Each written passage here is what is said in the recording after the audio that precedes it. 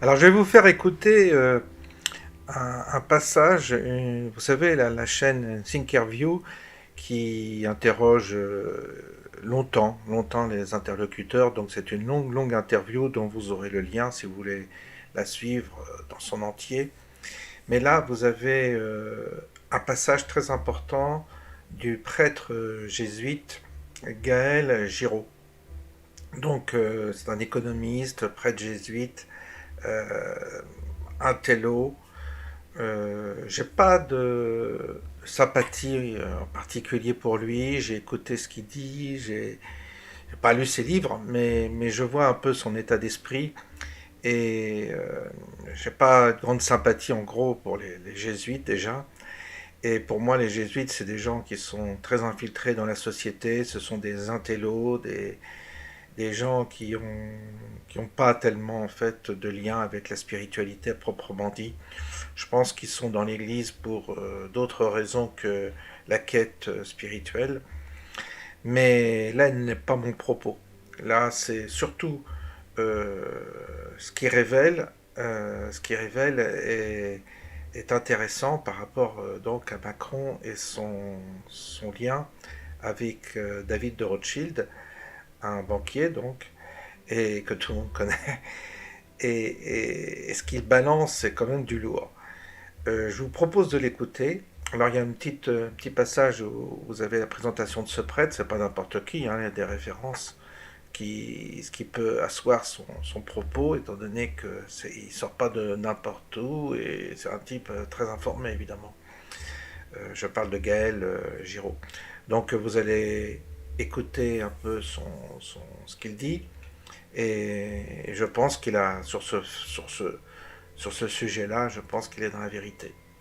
Toujours intéressant de l'entendre, tout au moins, de savoir d'où vient et où va Macron, quoi. Où nous emmène-t-il? Là, je crois il a tout à fait juste, il a tapé juste. Ça fait mal, mais il a tapé juste. Je vous propose de l'écouter et de vous faire votre propre opinion. À bientôt. Alors voilà un livre qui est à la fois politique, théologique, avec une question en filigrane le long des 800 pages. Où allons-nous trouver les ressources politiques, spirituelles, culturelles pour inverser la tendance qui conduit notre planète droit dans le mur? Bonjour Gaël Giraud. Bonjour.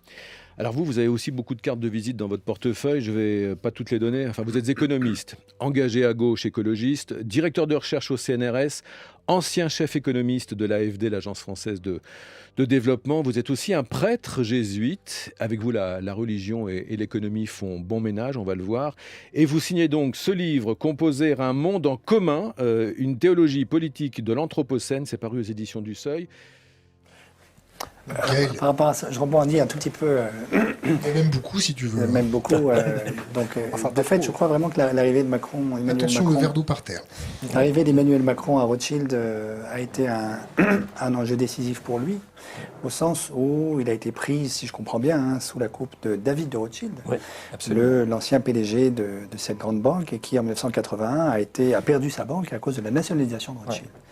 Donc David de Rothschild est un homme tout à fait honorable, mais qui a aussi une revanche à prendre sur les nationalisations de 81, et qui, lui, a un grand projet, on pourrait dire eschatologique, qui vise la fin des temps, qui est la privatisation absolue du monde et la médiocrisation, si je puis dire, de l'État, de manière qu'un traumatisme comme les nationalisations de 81 ne soit plus possible.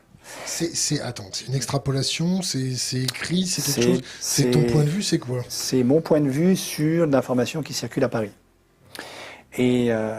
Et donc Emmanuel Macron, d'une certaine manière, est le porte-flingue, si je puis dire, de David de Rothschild.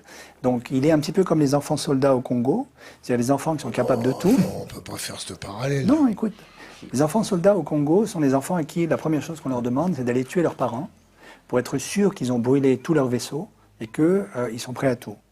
Et donc, d'une certaine manière, je crois que la personne Emmanuel Macron, sur laquelle on est très focalisé, n'est pas très intéressante. C'est un garçon qui exécute un programme qui lui est dicté par d'autres, notamment David de Rothschild. Et ce programme, c'est la privatisation du monde et la destruction de l'État social. C'est ce que j'observe. Regardez ce qui se passe avec EDF. Voilà, on va me dire, mais on vient de nationaliser EDF. Mais la vérité, c'est, vous avez vu la descente de Philippe Brun, le député PS, à Bercy, qui récupère des documents tout à fait inquiétants, dit-il, sur ce que le gouvernement prépare sur EDF. Quelle est la visée, quel besoin l'État avait-il de nationaliser EDF à 100% alors qu'il en détenait déjà 84%? En fait, ce qui se cache derrière, très vraisemblablement, et les mois prochains vont nous le montrer, c'est un projet de démantèlement d'EDF prévu par le gouvernement pour médiocriser l'État. Voilà, c'est ça qui est en jeu, et privatiser tout ce qui peut l'être. De la même manière, je sais qu'il y a un projet de démantèlement de la Caisse des dépôts et consignations pour donner le monopole de la gestion du livret A aux banques. C'est ça quand même la vérité du programme de ce gouvernement, de cette majorité. Derrière la rhétorique sur la planification écologique et tout ça.